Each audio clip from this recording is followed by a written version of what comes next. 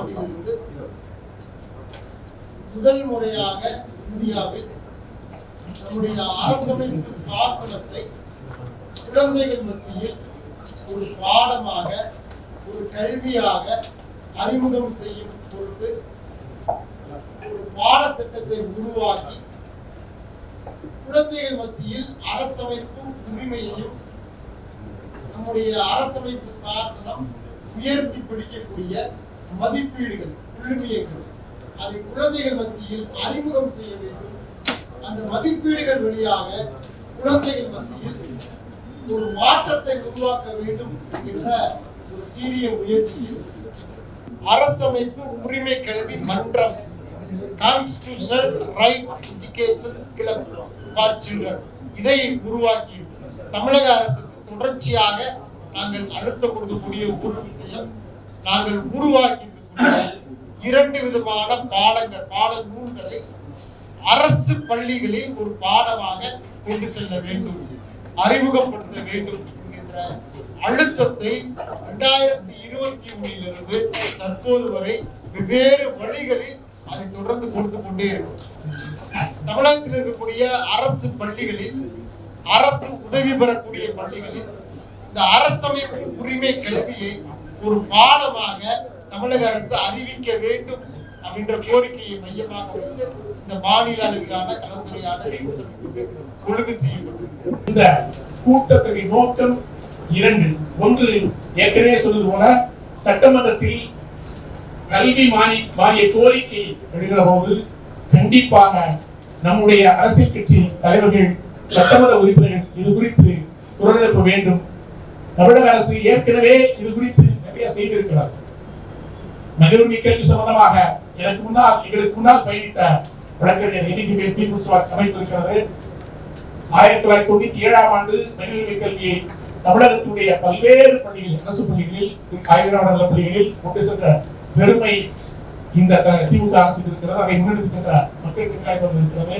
அப்போதைய கல்வி அமைச்சர் அன்பழகன் அவர்கள் இதை முன்னெடுத்து செய்தார்கள் என்பதை நான் பதிவு செய்ய விரும்புகிறேன். எனவே அதே போன்று அரசமைப்பு கல்வியை கட்டாயமாக அனைத்து பள்ளிகள், அரசு பள்ளிகளிலும், அரசு உதவி பள்ளிகளிலும், தமிழகத்தில் எல்லா பள்ளிகளிலும் கொண்டு செல்ல வேண்டும் என்ற கோரிக்கையை முன்வைக்கிறோம்.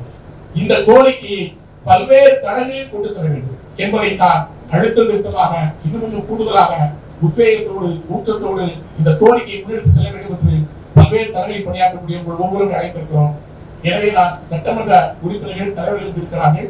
அவர்கள் சட்டமன்றத்தில் இந்த கோரிக்கை, கல்வி மானிய கோரிக்கை போது குறிப்பிட்டு இதை எழுப்ப வேண்டும் என்று சொல்கிறோம். இதற்கு முன்னதாக 2021 மனிதநேய மக்கள் கட்சி சார்பாக இருக்கக்கூடிய அப்துல் சமத் ராஜா அவர்கள் இதற்கு முன்னால் 21 ஆகஸ்டில் இதே கோரிக்கையை எழுப்பியது இங்கு நான் நினைவுபடுத்தி வருவதை அவர்களுக்கு நன்றி தொடர்ச்சியாக இருக்கிறார். அப்துல் சமத் தொடர்ச்சியாக இருக்கிறார். அதே போல இந்த கோரிக்கை முன்வைத்ததற்கு தமிழக சொல்லும்போது உடனடியாக அண்ணன் சுந்தரி செல்வர்களும் அண்ணன் வேலூர் அவர்களும் உடனடியாக கண்டிப்பாக நாங்கள் வருகிறோம், நாங்கள் எழுப்புகிறோம். இந்த கோரிக்கை நிச்சயமாக இன்றைக்கு எழுப்பப்பட வேண்டும் என்று எடுத்து சொன்னார்கள். அதே போல மீடியர்கள் இருக்கிறார்கள். நாங்கள் நேரில் சென்று ஐயாவை பார்க்காத போது கூட உடனடியாக சொன்னார். இதுக்கெல்லாம் பின்னணியாக இருந்த டாக்டர் வசந்தி தேவியும் டாக்டர் ஐ தேவசகாய்க்கும் இந்த நேரத்தில் ஞாபகப்படுத்த விரும்புகிறேன். ஏனென்றால் இதை அவர்கள் துவக்கியவர்கள், நான் பின்னாடி இருந்து பேசியவன், எப்பொழுது போல பேசியவன் நான். ஆனால் முன்னே நின்று அதை கொண்டு சென்றவர்கள் அவர்கள். இவர்களும் பிரிட்டோவும் எங்களுடன் இணைந்து இந்த பணியை ஆரம்பித்தது 1997ஆம் ஆண்டு என்பதை பதிவு செய்வோம். இதெல்லாம் இல்லைன்னா இந்த பணி ஆரம்பித்திருக்காது என்று சொல்ல. அங்கே கூடியிருக்கக்கூடிய பின்னே அமர்ந்திருக்கக்கூடிய சூசை, பர்னாட், ஜாம் இவர்களெல்லாம் தமிழகத்தில் ஆயிரக்கணக்கான பள்ளிகளில் லட்சக்கணக்கான மாணவர்கள் 22 மாநிலங்களில் கொண்டு சென்றது இந்த கல்வியை என்று நேரத்தில் கூறப்படுகிறது.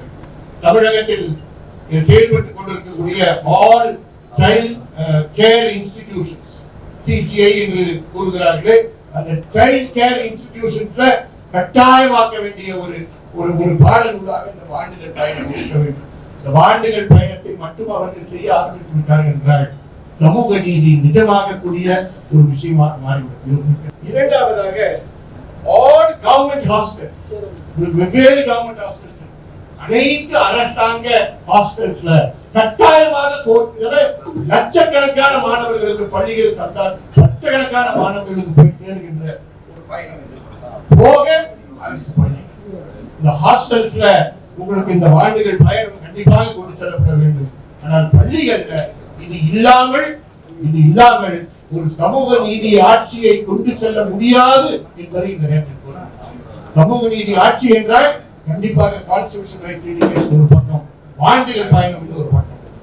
பார்த்த உடனேயே கண்டிப்பா படிக்கணும்னு தோணக்கூடிய ஒரு வடிவமைப்பு. முதல்ல அது எனக்கு என்னுடைய பாராட்டுகளும் வாழ்த்துக்களும். ஏன்னா அது சும்மா ஏதோ தலைமைக்கு ஒன்று கொடுக்காம முறையா அதை பணியை செய்து அதில் ஆண்டுகள் பயணத்திலும் இந்திய குடிமக்களாகி நாம் பாடம் என்கிற தளத்தில் மிக அற்புதமாக உள்ள பல்வேறு செய்திகளை உள்ளடக்கி இதையெல்லாம் தந்திருக்கிறார்கள். கண்டிப்பா எங்களுக்கு என்ன வழக்கறிஞர் மூத்த சொன்னாங்க, கண்டிப்பா இந்த புத்தகத்தை காலை ஒரு பிரிண்ட் அவருக்கு கொண்டு கொடுத்த உடனேயே நான் கண்டிப்பா பேசணும், எனக்கு அதுக்கான தேவனையோட சேர்ந்து இதற்கான குறிப்புகள் எனக்கு கொடுங்க அப்படின்னு நான் கேட்டேன். நிறைய விடயங்கள் மேலோர்கள் சிறந்தா பெற்றோர்கள் சிறந்ததா, அப்ப இந்த மாதிரி கல்வியாளர்கள் சமூகத்துல நல்லா இன்டலெக்சுவல் கொடுக்குற அந்த கான்செப்ட் எடுத்து போய் தான் பேசுவோம். அதெல்லாம் இன்னைக்கு தோழர் வந்த உடனே நான் சொன்னேன், நீங்க உடனே தோழர்கிட்ட கேளுங்க, நீங்க நம்ம அமைப்புலாம் எல்லார்ட்டையும் பேசி எனக்கு கரெக்டான புள்ளி வரணும் கொடுங்க அப்படின்னு நான் கேட்டேன். ஏன்னா நான் இங்க கோரிக்கை வைக்கிறதுக்கு முன்னாடி காலையில் நான் சொல்லிட்டேன், கண்டிப்பா நான் இன்னும் பேசுறது கூட தொடர்றேன், இதுக்காக நான் பேசுறேன், நீங்க தலைவர்களோடு உங்க குழு வந்து விவரத்தை என் கைகளிலே கொடுங்க அப்படின்னு கேட்டுட்டேன். கண்டிப்பா எங்களுடைய கொரோனாவிலும் நான் முதலமைச்சருக்கு அனுமதியை வாங்கி உங்களுடைய இந்த ஒரு அற்புதமான ஒரு முயற்சி, நீங்க சொன்னது ஒரு பேராசிரியர் காலத்திலிருந்து ஆய்வுத்துறைக்கு நினைவை இடவெளிப்படுத்தியிருப்பதெல்லாம் எடுத்துக் கொண்டிருக்கிறீர்கள். இந்த முயற்சியை கண்டிப்பாக சட்டமன்றத்தில் எதிரொலித்து அல்லது நானே சிந்தனை சமூக மற்ற முன்னேற்ற சிந்தனை சேர்ந்து முதலமைச்சரை சென்று சந்தித்து கண்டிப்பா எங்களுக்கு பேசுவதற்கு உங்களுக்கு வாய்ப்பு கிடைக்கவில்லைனாலும் கூட ஒரு நேரமுள்ள நேரத்தில் ஒரு 6 மணி நேரம் இதை கொடுத்து பேசுவதற்கான வாய்ப்பை ஒரு அழுத்தம் கொடுத்து பெற்று முதலமைச்சர் அவை இருக்கின்ற போது இந்த வான்வீடியின் சார்பாக தொகுத்தளித்திருக்கிற இந்த கருத்துக்களை உள்ளடக்கிய செய்திகளை கண்டிப்பாக முதலமைச்சரும் அமைச்சருக்கும் உங்களுடைய பேரவைக்கும் எடுத்து வைப்பதற்கான வாய்ப்பை நாங்கள் உருவாக்குவோம் என்பதை இவர்களின் சார்பாக நீங்க சப்போர்ட் பண்ணி எங்களுக்கு கொடுக்கிறோம். ரொம்ப முக்கியமான ஒரு பணி. இந்த கால சூழலும் அதற்கானதுதான். ஆக இந்த ஆட்சியின் மூலம் நாம் இதை செயல்படுத்த முடியும் என்கின்ற நம்பிக்கை உங்களுக்கு இருப்பது போன்றே சட்டமன்ற உறுப்பினராக இருக்கின்ற எங்களுக்கும் இருக்கிறது. இன்றைக்கு அரசமைப்பு பாதுகாக்கப்பட வேண்டியதாக ஒன்று இருக்கிறது. அடுத்து இந்த நாடு ஒரு பன்முகத்தன்மை கொண்ட ஒரு தேசம், வேற்றுமையில் ஒற்றுமை கொண்ட ஒரு தேசம். நாம் தமிழ்நாட்டில் தான் இதை முன்னெடுக்கக்கூடிய ஒரு பெரிய வாய்ப்புள்ள ஒரு மாநிலமாக நாம் இருக்கிறோம். எனவே நாம் எடுக்கக்கூடிய இந்த முயற்சி என்பது இந்தியா முழுக்க கொண்டு போய் சேர்த்து தேசத்தை பாதுகாப்பதற்கான பணிகளில் நம்மெல்லாம் ஈடுபட வேண்டும். இந்த திட்டத்தை, இந்த அரசமைப்பு சட்டத்தினுடைய தெளிவுகளை மாணவ செல்வங்களுக்கு கொண்டு போய் சேர்த்து செய்யக்கூடிய இந்த பணியில் நிச்சயமாக மனிதநேய மக்கள் கட்சியின் சார்பில் நானும் சரி, என்னுடைய தலைவர் பேராசிரியர் ஜவஹர்லாலும் சரி, நிச்சயமாக உங்களோடு இருப்போம். இப்ப நம்முடைய தோழர் வேல்முருகன் அவர்கள் சொன்னதை போன்று இது சம்பந்தமாக சபாநாயகரிடத்திலும் முதலமைச்சரிடத்திலும் மிக முக்கியமாக பேசி வரக்கூடிய 24ஆம் தேதி இந்த குரலை, உங்களுடைய குரலை அங்கே ஒழிப்பதற்கான அனைத்து முயற்சிகளும் எடுப்போம் என்று இந்த நேரத்தில் சொல்லி வாய்ப்பு நன்றி செய்கிறேன். இது அசம்பிளிக்குள்ளார பேசப்படும் பொருளாக மாற்றுவது என்பது ரொம்ப முக்கியமான விஷயம். ஒரு கட்ட நகர்த்திருக்கோம். 2வது பாபு, கலைஞர் பாபு விசிக அவர்கள் சட்டமன்ற இருக்கிற கலைஞர் பாபு இது தொடர்பில் உயர்கல்வித்துறை, பள்ளிக்கல்வித்துறை தொடர்பான மானிய கோரிக்கை என்பது அவர் பேசப்படுறாரு. நான் அவருடைய உறுதியாக சொல்கிறேன், அவசியமாக தான் நீங்கள் ஒரு முறை அவரை சந்திச்சுங்க. கட்டாயமாக இதில் நாம் இந்த செய்திகள் சட்டமன்றத்தில் விடுதலை சிறுத்தை நிகழ்ச்சியின் சார்பில் பதிவு செய்யப்படும் என்பதை நான் முதற்கட்ட செய்தியாக சொல்கிறேன். இது அரசுடைய கவனத்தை கொண்டு கொண்டு என்ஜிஓ பணியாற்றுகிற அத்தனை கள செயல்பாட்டாளர்களுக்கும் ஒரு நலவாரியத்தை அரசாங்கம் அமைக்கும் அப்படிங்கிற கோரிக்கை நான் முதல்ல இந்த பார்வை அரசமைப்பு சாசனத்தினுடைய விழுமியங்கள் பாடத்திட்டங்கள்ல முழுமையா போய் சேரணும். அதுக்கு ஸ்பெஷல் ஃபோக்கஸ் அதை கொடுத்து அதுல அதை போய் சேர்க்கணும் அப்படின்னு அந்த முன்னெடுப்பு மிக மிக முக்கியமான ஒரு முன்னெடுப்பு, பாராட்ட வேண்டிய முன்னெடுப்பு. ஒருத்தர் பிறந்ததுல இருந்து சித்து போறவங்க சட்டத்தின் ஆட்சிங்கிறத ஒரே புத்தகத்தில் வச்சுட்டாங்க. இந்த சட்டத்தின் ஆட்சியை நம்ம எப்படி குழந்தைகளுக்கு கொடுக்க போறோம், அது எதுலாம் தேவையான அடிப்படையாக இருக்கக்கூடிய அதுவும் குறிப்பாக நம்மளோட கான்ஸ்டியூஷன். ஏன்னா உங்களுக்கு இந்த அடிப்படை விகிச்சு தெரியல அப்படின்னாக்க அந்த குழந்தைகளுக்கு எப்பதான் சொல்லிக் கொடுக்க போறோம். அதெல்லாம் விட இப்போ நீங்க உங்களுக்கு இப்போதைக்கு வந்து கான்ஸ்டியூஷன் ரைட்ஸ் மட்டும் கொண்டு போய் உண்மையிலே சந்தோஷம். ஏன்னாக்க அடிப்படையாக வந்து முகப்படுத்திக்கணும். இந்திய குடிமக்களாக நான் செல்ஃப் அதெல்லாம் சொல்லிட்டு ஜஸ்டிஸ் ஈக்வாலிட்டி லிபர்ட்டி அதெல்லாம் சொல்லிட்டு மட்டும் இல்லாமல் அடிப்படையாக அவங்க இருக்கக்கூடிய அடுத்த கட்டத்துக்கு போக அடிப்படை உரிமைகள், அந்த அடிப்படை உரிமைகளும் கொஞ்சம் நம்ம டச் பண்றது நல்லது. அதற்கு அவர்களுக்கான உரிமைகளை பற்றி நம்ம சொல்றது நம்ம தயாராகும். ஆனால் இவ்வளவு விஷயங்கள் கொண்டு போய் சேர்க்க முடியுமா? இது எவ்வளவு இலகுவாக கொண்டு போய் சேர்க்கணும் அப்படிங்கிறது நீங்க இந்த புத்தகங்களை வந்து நாங்கள் 6ஆம் வகுப்பு 7ஆம் வகுப்பு ஏற்கனவே நீங்கள் ட்ரை பண்ணி பார்த்துட்டு பொதுவாக மக்கள்கிட்ட சொல்லும்போது இது ஒரு பேர்டனாக இருக்கக்கூடாது. அதே சமயத்தில் இது ஒரு ஆர்வம் உண்டாகும். அந்த ஆர்வம் உண்டாக்குற அளவுக்கு அந்த குழந்தைகளுக்கு இந்த சட்டத்தின் அடிப்படையை சொல்லியிருக்கிறது. அதற்காக இது எப்படி நம்ம வந்து நம்ம சாதாரணமாக எல்லா டீச்சர்ஸ் இருக்காங்க, சயின்ஸ் டீச்சர் இருக்காங்க, மேத்ஸ் டீச்சர் இருக்காங்க, தமிழ் டீச்சர் இருக்காங்க, எல்லாம் பேராங்க. இதை பயிற்சிக்க போவது அல்லது இதை பயிற்றுவிக்க போவது யாரும் அதுவும் நமக்கு வந்து ஏன்னா இதுக்கு ட்ரைனிங் நமக்கு வந்து நம்ம இதுக்குள்ளே ட்ரைனிங் கொடுக்குறவங்க இருந்தால் அவங்களுக்கு கொடுக்க முடியும். ஏன்னா அங்கே இருக்கிறவங்க சட்டம் தெரியாது, அவங்க இருக்கிறவங்க சாதாரணமாக சிறப்பாக படிச்சுட்டு போயிருக்காங்க. இதை எப்படி கொண்டு போய் கொடுக்குறது அப்படிங்கிறது நம்ம தெளிவாக இருக்கணும். இந்த 2 விஷயங்கள். ஆனால் ஒன்று மட்டும் நிச்சயம், இது கட்டாயமாக கொண்டு சேர்க்கணும். அரசமைப்பு உரிமைகள் குழந்தைகளுக்கு கட்டாயம் தெரியணும். அதை எப்படி கொண்டு போகணும் அப்படின்னு மற்றவங்க எல்லாருமே பேசினாங்க, நிறைய பேசியிருக்காங்க.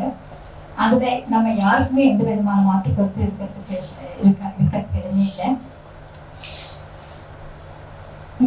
இந்த குழந்தைகள் வந்து நம்ம முதல்ல வந்து வக்கீல்களுக்கும் நீதிபதிகளுக்கு மட்டும்தான் சட்டம் தெரிஞ்சிருக்கணும் அப்படிங்கிற அந்த நிலைமை மாறி இப்போ குழந்தைகள் அந்த சிறு வயது முதல் கொண்டு நமக்கு அந்த குழந்தைகளுக்கு கற்று தரணும் அப்படிங்கிற எண்ணம் வந்து மிக சிறப்பான எண்ணம்.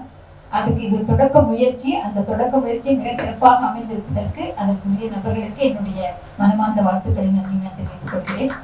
இன்னைக்கு கண்டாயம் எல்லாரும் கண்டிப்பா அண்ணா எங்க அண்ணா சொன்ன மாதிரி ஒரு மூவ்மெண்டா கொண்டு போய் எல்லாருக்கும், அதாவது குழந்தைகள் மட்டும் இல்லாத அந்த குடும்பத்துல எல்லாருக்கும் அவங்க சார்ந்தவங்க அத்தனை பேருக்கு நம்ம இதை தெரியப்படுத்துங்கிறது முக்கியமான ஒன்று. அதே மாதிரி இது இந்த சட்டம் சார்ந்த உரிமைகள் மட்டும் அல்லாமல் பொதுவா சில முக்கியமான சட்டங்கள் நமக்கு நிறைய இருக்கு. அதுல முக்கிய அம்சங்களை பற்றியும் நம்ம வந்து குழந்தைகளுக்கு தெரிவிக்கணும். குழந்தை பருவத்திலிருந்தே அவங்க தெரிஞ்சு கொள்ளணும் அப்படிங்கிறது என்னுடைய சிறு கருத்தாகும். உரிமைகளை மட்டும் தெரிஞ்சு கொண்டா மட்டும் பத்தாது. அந்த உரிமைகள் நமக்கு மட்டும் இல்லை, நமது சக மக்களுக்கும் இருக்கு அப்படிங்கிறதே அவங்களுக்கு நம்ம போதிக்கிறது. அதை விட ஒரு முக்கியமான விஷயம் ஒண்ணு, நம்ம உரிமைகளை நமக்காக நம்ம அந்த உரிமையை கையாளும் பொழுது அது எப்படி நம்ம சகோதரர்களுடைய அதே உரிமையை கொண்ட அவர்களுக்கும் எந்த விதமான ஒரு பங்கமும் இல்லாமல் அதை நம்முடைய உரிமையை எப்படி நம்ம கையாள தெரியணும் அப்படிங்கிறதையும் அவர்களுக்கு கத்து தரணும். அதையும் ஒரு முக்கியமான விஷயமா இதை கொண்டு சேர்க்கணும் அப்படிங்கிறது என்னுடைய சிறு கருத்து.